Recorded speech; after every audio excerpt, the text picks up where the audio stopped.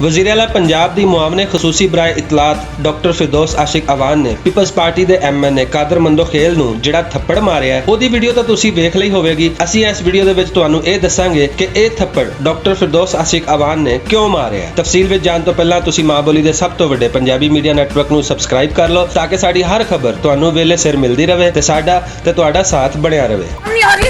बस यार बस मेरा की हो गया अपनी लेडीज है नाजरीन जावेद चौधरी दे प्रोग्राम कल तक विच डॉक्टर फिरदौस आशिक अवान हुकूमती तर्जुमानी कर रही सन ते दूजे शुरका ओपोजिशन दी बोली बोल रहे सन। इस दौरान कई बार कादर मंदोखेल ने आख्या कि मैं डॉक्टर फिरदौस आशिक अवान नूं बोलन नहीं देंगा।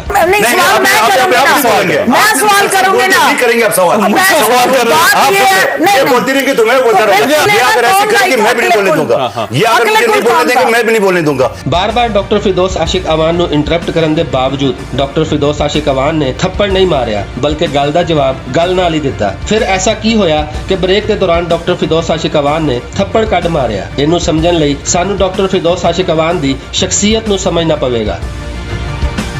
नाजरीन डॉक्टर फिरदौस आशिक अवान पूरे पाकिस्तान विच सियासत करन वालियां बीबियां विचों शायद वाहद बीबी है जिहड़ी खानदानी सियासतदान भी नहीं ते हल्के दी सियासत करके इलैक्शन लड़दी है ते फिर असैंबली तक पहुंचदी है। डॉक्टर फिरदौस आशिक अवान जिहड़ी भी पार्टी वालों इलैक्शन लड़े उन्हां दे हल्के दी आवाम उन्हां नूं वोट दे के असैंबली तक पहुंचाउण दी पूरी कोशिश करदी है। डॉक्टर फिरदौस आशिक अवान ने दूजियां कई सियासतदान बीबियां दी तरह रिजर्व सीटां ते कदी भी असैंबली विच पैर नहीं धरिया। लिहाजा उन्हां दा अमल रद्दे अमल ते सुभाਅ आवाम विच रह के अवामी जिहा हो गया है ते गैरतमंद पंजाबी पुत्र होवे या धी अपने मापिओ नूं दित्ती जाण वाली गाल पंजाबियां दी गैरत बर्दाश्त नहीं कर सकदी। डॉक्टर फिरदौस आशिक अवान दा आखना है कि थप्पड़ वाली वीडियो जिहड़ी लीक की गई है वो पूरी वीडियो नहीं है क्योंकि थप्पड़ लगन तो पहला कादर मंदोखेल ने उन्हां दे वालिद नूं गाल कड्ढी सी जिहड़ी पंजाब दी धी कोलों बर्दाश्त नहीं हुई। कादर मंदोखेल ने मुसलसल मेरे खिलाफ फोश ज़बान इस्तेमाल की।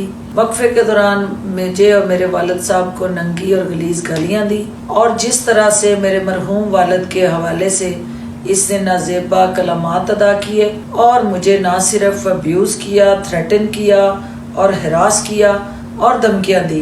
ਅਸੀਂ ਸਾਰੇ ਪੰਜਾਬੀ ਡਾਕਟਰ ਫਿਰਦੌਸ ਆਸ਼ਿਕ ਅਵਾਨ ਨੂੰ ਗੈਰਤਮੰਦ ਧੀ ਹੋਣ ਦਾ ਸਬੂਤ ਦੇਣ ਤੇ ਮੁਬਾਰਕਬਾਦ ਪੇਸ਼ ਕਰਨੇ ਆ ਤੇ ਇਹ ਮੁਤਾਲਬਾ ਵੀ ਪੇਸ਼ ਕਰਨੇ ਆ ਕਿ ਪੀਪਲਸ ਪਾਰਟੀ ਵੱਲੋਂ ਪੰਜਾਬੀਆਂ ਨੂੰ ਬੁਰਾ ਭਲਾ ਕਹਿਣ ਦੀ ਜਿਹੜੀ ਮੁਹਿੰਮ ਸ਼ੁਰੂ ਕੀਤੀ ਗਈ ਹੈ ਉਹਨੂੰ ਖਤਮ ਕੀਤਾ ਜਾਵੇ।